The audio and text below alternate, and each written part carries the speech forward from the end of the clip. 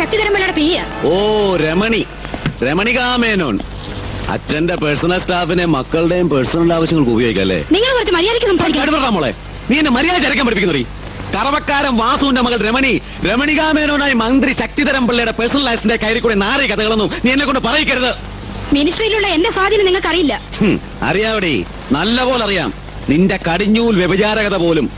Hotel Akashganga ഓർമ്മയുണ്ടോ? കുബേരന്മാരുടെ സ്വർഗം. ഇഞ്ചക്കാട്ടിൽ മുകുന്ദ മേനോനോടും നെല്ലിപ്പുഴ മാമൻ വർഗീസിനോടൊപ്പം ഉയരങ്ങൾ മോഹിച്ച് നീ അവിടെ എത്തി. ആ ഹോട്ടലിലെ തൂപ്പുകാരനടക്കം എത്ര പേരവിടെ കയറി ഇറങ്ങി, നിനക്ക് പോലും എണ്ണുണ്ടാവില്ല. ഒടുവിൽ നിന്റെ മൂലവും പൂരാടോ ഒരുപോലെ ആക്കിയിട്ട് നാണം മറയ്ക്കാൻ ഒരു കോണകം പോലും ഇല്ലാതെ രാത്രിക്ക് രാത്രി നിനക്ക് ആ ഹോട്ടലിൽ ഒളിച്ചോടേണ്ടി വന്നു. മന്ത്രി ശക്തിധരൻ പിള്ളയുടെ പേഴ്സണൽ അസിസ്റ്റന്റ് മിസ് രമണികാ മേനോന് ആ കഥകളൊക്കെ ഓർമ്മയുണ്ടോ? കൂടുതൽ തന്നെ കൊണ്ട് പറയിക്കണ്ട. നിന്റെയൊക്കെ തലയിലെ പൂട പഠിച്ച് പബ്ലിക് റോഡിലൂടെ നടത്താൻ എനിക്ക് അറിയാൻ പാടില്ലാഞ്ഞിട്ടല്ല.